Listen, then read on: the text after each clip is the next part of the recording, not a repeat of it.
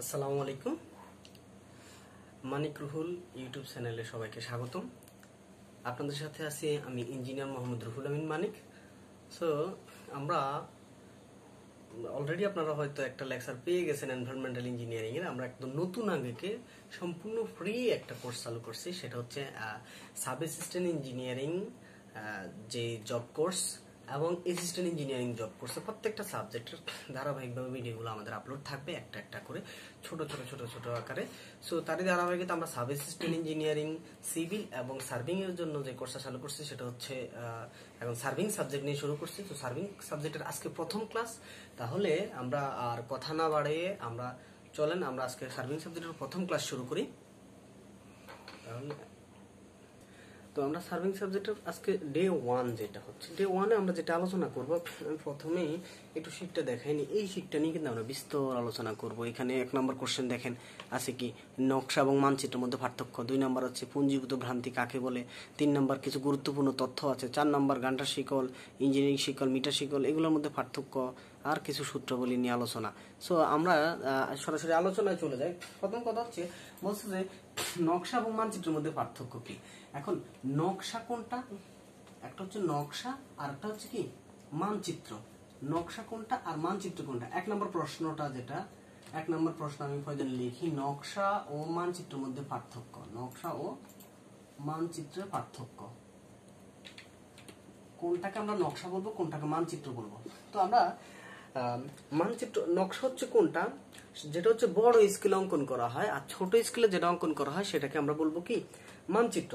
অর্থাৎ জিনিসটা হচ্ছে যেমন পৃথিবীর মানচিত্র, বাংলাদেশের মানচিত্র, এটা কিন্তু আপনি দেখেন বাস্তবে যদি আপনার 1 লক্ষ মিটার, এখন বাস্তবে 1 লক্ষ মিটারকে 1 লক্ষ মিটারকে আপনি কিন্তু নকশায় বা মানচিত্রে চাইলেই কিন্তু আপনি 1 লক্ষ মিটার এত বড় জায়গা কিন্তু আপনি পাবেন না। সেটাকে আপনি হয়তো 1 সেন্টিমিটার আকারে প্রকাশ করতে পারেন। সেক্ষেত্রে আমরা বলি 1:1 লাখ। ঠিক আছে, এটা একটা কি মানে একটা স্কেল।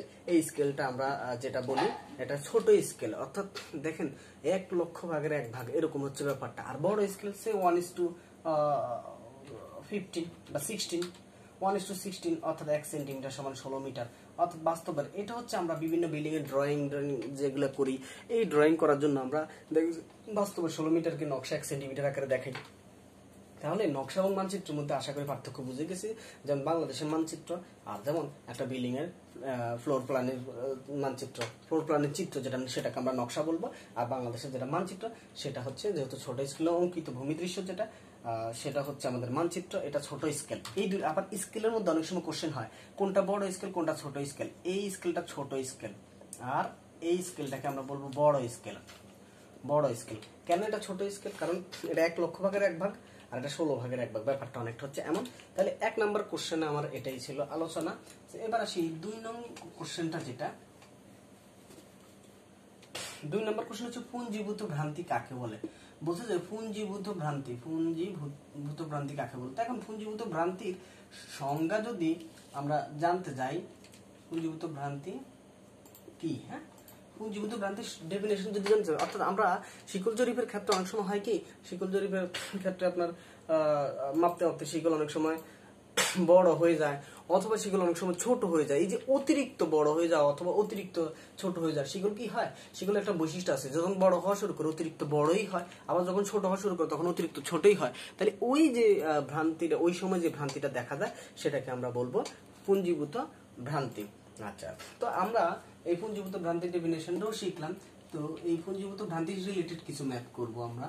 আর তার আগে আমি কিছু গুরুত্বপূর্ণ তথ্য সম্পর্কে আপনাদের আইডিয়া দেওয়ার চেষ্টা করব। সো এখন এই ডেফিনেশনগুলো আমি বিস্তারিত লিখলাম না। কেন লিখলাম না? কারণ এই যে শিটগুলা এগুলা Facebook group design of structure, Facebook group আমার এই যে ইউটিউবের যে ভিডিওটা আছে তার ডেসক্রিপশনে লেখা আছে ডিজাইন অফ স্ট্রাকচার। এই একটা গ্রুপ আছে, এই ডিজাইন অফ স্ট্রাকচার DOS নামে সার্চ দিলেই পেয়ে যাবেন। সেখানে কিন্তু এটার এই যে আমাদের শীটটা প্রোভাইড করা হয়। সো সেই গ্রুপের সৌজন্যেই কিন্তু আমাদের এই কোর্স পরিচালিত হচ্ছে। সো এখন আমি গুরুত্বপূর্ণ কিছু 3 নম্বর পজিশনে যেটা হচ্ছে গুরুত্বপূর্ণ ইম্পর্টেন্ট কিছু তথ্য, সেটা হচ্ছে 1 ডেসিমেল বা 1 শতক, 1 শতক, 1 ডেসিমেল বা 1 শতক সমান আমরা কি বলতে পারি? 1 শতক সমান আমরা জানি 435.6 বর্গ ফুট, আমরা জানি যে 40.47 বর্গ মিটার, আমরা আরো জানি 48.48 বর্গ গজ, মানে ইয়ার্ড, যেটা ইয়ার্ড মানে হচ্ছে গজ আর ইয়ার্ড স্কয়ার। আচ্ছা, তার পরবর্তীতে আসে 196 বর্গ হাত, হ্যান্ড স্কয়ার নাকি বর্গ হাত। ওকে, তাহলে এই যে কন্ডিশন এগুলো কিন্তু আমরা জানি। আর 1 একরে কত শতক? 1 একর হচ্ছে 100 শতক। আর 100 শতক তো এখান থেকে আমরা বর্গ মিটারে কত হয়, বর্গ ফিটে কত হয়, ইয়ার্ডে কত হয়, 100 দ্বারা গুণ দিলে প্রত্যেকটা কিন্তু পেয়ে যাবো। 100 গুণন 435.6, তাহলে 43,560 বর্গ ফুট, এরকম আর কি। তাহলে শতক পাইলাম, একর পাইলাম। এবার আসি আমরা হেক্টর।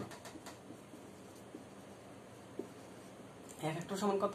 1 হেক্টর সমান 10,000 বর্গ মিটার। 1 হেক্টর সমান কত মিটার?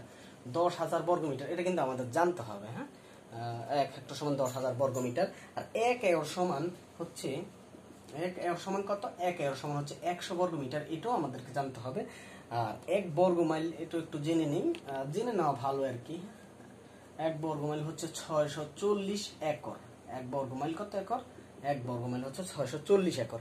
সো এই ইম্পর্টেন্ট তথ্যগুলা আপনারা স্ক্রিনশট দিয়ে রাখতে পারেন, লিখে রাখতে পারেন, অনেক কাজে লাগবে। ওকে, তার পরবর্তীতে হচ্ছে আমরা প্রায় লেকচার, এই আজকের লেকচার প্রায় শেষ দিকে বলা চলে। এখন আমরা ঘন্টার শিকল, ইঞ্জিনিয়ারিং শিকল, আমাদের 3টা শিকল, ঘন্টাস, আর পরবর্তীতে হচ্ছে ইঞ্জিনিয়ারিং, আর হচ্ছে মিটার শিকল। এই 3 ধরনের শিকলের পার্থক্য দেখব। ঘন্টার শিকলের ক্ষেত্রে দৈর্ঘ্য হচ্ছে 66 ফিট, ইঞ্জিনিয়ারিং শিকলের ক্ষেত্রে সেটা হচ্ছে 100 ফিট। কিন্তু মিটার শিকলের ক্ষেত্রে বিভিন্ন ধরনের মিটার শিকল পাওয়া যায়, 20 মিটারের, 25 মিটারের, 30 মিটারের, বিভিন্ন ধরনের শিকল পাওয়া যায়। ওকে, আর এই প্রত্যেকটা কিন্তু সমান 100 ভাগে, ভাগ সংখ্যা যদি বলি, এটাকেও 100 ভাগে ভাগ করা হয়, এটাকেও 100 ভাগে ভাগ করা হয়। হ্যাঁ, কিন্তু এটার ক্ষেত্রে হচ্ছে ব্যাপার স্যাপার আছে। 20 আর 25 এর ক্ষেত্রে হচ্ছে 100 ভাগ, আর 30 এর ক্ষেত্রে হচ্ছে 150 ভাগে ভাগ করা হয়। তাহলে আমি কথাটা বুঝাইতে পারছি তো নাকি? ঘন্টা শিকলের দৈর্ঘ্য 66 ফিট, ইঞ্জিনিয়ারিং শিকলের দৈর্ঘ্য 100 ফিট, মিটার শিকলের দৈর্ঘ্য বিভিন্ন ধরনের হয়, 20 মিটার হয়, 25 মিটার হয়, 30 মিটার হয়। এই 20 মিটার এবং 25 মিটার যেটা আছে, এই 20-25 এই দুইটাকে আমরা সমান 100 ভাগে ভাগ করতে পারি, আর 30 মিটার যেটা সমান 150 ভাগে ভাগ করতে পারি। তার মানে এক লিঙ্ক, এই যে প্রতিটা ভাগ এই 100 ভাগে ভাগ করা যায়, প্রতিটা ভাগকে বলি আমরা এক লিঙ্ক। এক লিঙ্ক মানে হচ্ছে 66 কে যদি আমি 100 দ্বারা ভাগ দিই, তাহলে হচ্ছে 0.66 ফিট, যেটা 7.92 ইঞ্চি। অনেক সময় এমসিকিউতে আসে। তাহলে ঘন্টা শিকলের এক লিঙ্ক সমান হচ্ছে 0.66 ফিট অথবা 7.92 ইঞ্চি। আর ইঞ্জিনিয়ারিং শিকলের ক্ষেত্রে যেটা এক লিঙ্ক হচ্ছে 100/100, অর্থাৎ 1 ফিট। আর 1 ফিট মানে কত ইঞ্চি? 12 ইঞ্চি। আর এই মিটার শিকলটা আমি একটু এখানে লিখতে চাচ্ছি, এটা একটু ভাগ আকারে লিখবো। 20 মিটারের ক্ষেত্রে যেটা হচ্ছে, এটাকে যখন 100 দ্বারা ভাগ করব তখন 0.20 মিটার, এক লিঙ্ক সমান। 25 মিটারকে যখন 100 দ্বারা ভাগ করব তখন 0.25 মিটার, এক লিঙ্ক সমান। কিন্তু 30 মিটারকে আমরা ভাগ করব কত ভাগে? 30 মিটারকে ভাগ করব আমরা 150 ভাগে। তাহলে 30 কে 150 দ্বারা ভাগ দিলে 0.20 মিটার, এক লিঙ্ক। এগুলো সব কিন্তু 1 লিঙ্ক ইকুয়াল। ওকে, তাহলে এক লিঙ্ক সমান আমরা 20 মিটার শিকলের ক্ষেত্রে আমরা বলতে পারি 0.20 মিটার, 25 মিটার শিকলের ক্ষেত্রে 0.25 মিটার, আর 30 মিটার শিকলের ক্ষেত্রে 0.20 মিটার। আচ্ছা, যেহেতু 30 মিটার শিকলটা সমান 150 ভাগে ভাগ, তাহলে 30 কে 150 দ্বারা ভাগ দিয়ে দেখেন 0.20 মিটারই আসবে। এখন আমার জানার বিষয় হচ্ছে ঘন্টা শিকলটা কোন ইউনিটে, ইঞ্জিনিয়ারিং শিকলটা কোন ইউনিটে, মিটার শিকল কোন ইউনিটে আমরা ক্ষেত্রফলগুলো প্রকাশ করব। সাধারণত যেটা এফপিএস ইউনিটের গুলা সাধারণত আমরা একরে নির্ণয় করি। এফপিএস ইউনিট বলতে মানে যে যেটা ফিট, পাউন্ড, সেকেন্ড, এই টাইপের থাকবে। ফিট, এখানে ফিট আছে কিন্তু এই দেখেন ফিট, তার মানে এটা হচ্ছে একরে। ঘন্টা শিকল, ইঞ্জিনিয়ারিং শিকল হচ্ছে একরে, কিন্তু মিটার শিকলটা কিসে হবে? মিটার শিকল গিয়ে হবে আমাদের হেক্টরে। সো আমরা এটা কিন্তু জানা রাখবো, ঘন্টা শিকল একরে, মিটার শিকল হেক্টরে। আচ্ছা, এখন এই জিনিসটা আমার আরেকটা জিনিস, আমরা অঙ্ক যে নেক্সট ক্লাস থেকে অঙ্ক করব, পরবর্তী লেকচার থেকেই। তাহলে এই লেকচারে আমি সূত্রগুলো একটু আলোচনা করবো। আমরা সূত্রগুলো শিখবো এইভাবে: আপাত গুণন আপাত সমান প্রকৃত গুণন প্রকৃত। মানে সূত্রটা আমরা এইভাবে শিখবো, আপাতের সাথে আপাত আসবে, প্রকৃত, তখন আমাদের সূত্র ভুল হওয়ার পসিবিলিটিসটা কম হবে। প্রকৃত গুণন প্রকৃত, কি বলছি আমি? আপাত গুণন আপাত সমান প্রকৃত গুণন প্রকৃত। ওকে, তাহলে আপাত কি আছে? আমি যদি দৈর্ঘ্য চিন্তা করি, তাহলে আপাত দৈর্ঘ্য গুণন শিকলের আপাত দৈর্ঘ্য গুণন রেখার আপাত দৈর্ঘ্য, শিকলের প্রকৃত দৈর্ঘ্য গুণন রেখার প্রকৃত দৈর্ঘ্য, এটা একটা সূত্র। আবার ক্ষেত্রফলের সাথে যদি আমি শিকলের সাথে তুলনা করি, তাহলে শিকলের আপাত ক্ষেত্রফল গুণন জমির আপাত ক্ষেত্রফল শিকলের প্রকৃত ক্ষেত্রফল গুণন জমির প্রকৃত ক্ষেত্রফল, এই দুইটা সূত্র নিয়ে সাধারণত আমরা কাজ করব। সো আশা করি সবাই বুঝতে পারছি কিভাবে আপাত গুণন আপাত সমান প্রকৃত গুণন প্রকৃত। আমরা L/L, D/D, A/A এইভাবে শিখবো না। এইভাবে শিখতে গেলে আমরা অনেক সময় ঝামেলা পড়ে যাব। অনেকের মনে কোশ্চেন থাকতে পারে এখানে কেন স্কোয়ার। হ্যাঁ, এখানে স্কোয়ার বলতে আমরা জাস্ট হইতে এটা এরিয়ার সাথে তুলনা করছি, এই জন্য স্কোয়ারের ফাংশন হবে। এখানে যদি এরিয়ার সাথে রেখার তুলনা করতাম তখন স্কোয়ারের ফাংশন আসতো। তাহলে আমরা সূত্রগুলো এটাই, শিকল জরিপের সূত্র কিন্তু একটা, আপাত গুণন আপাত সমান প্রকৃত গুণন প্রকৃতি। এই কথাটা যার মাথার ভিতরে থাকবে তার অঙ্ক করতে কোনো সমস্যা হবে না। সো আমি জাস্ট যেটা বলতে আজকে যেটা নিয়ে একটু আলোচনা করছি, আমি যদি একটু দেখায় দেই।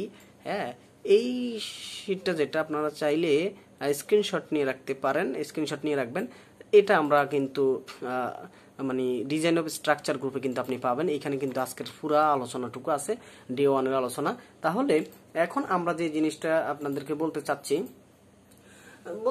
মূলত হচ্ছে আমরা কি করব, আমরা যে ধারাবাহিকভাবে কিন্তু এটা সাব অ্যাসিস্ট্যান্ট ইঞ্জিনিয়ারিং এর কোর্সের জন্য আমরা প্রথম সাবজেক্ট সাবিং হিসেবে ডিক্লারেশন করছি, আর অ্যাসিস্ট্যান্ট ইঞ্জিনিয়ারিং এর জন্য আমরা এনভায়রনমেন্টাল ইঞ্জিনিয়ারিং ডিক্লারেশন করছি। আমরা ধারাবাহিকভাবে প্রত্যেকটা সাবজেক্টে কিন্তু আলোচনা করব ইনশাআল্লাহ।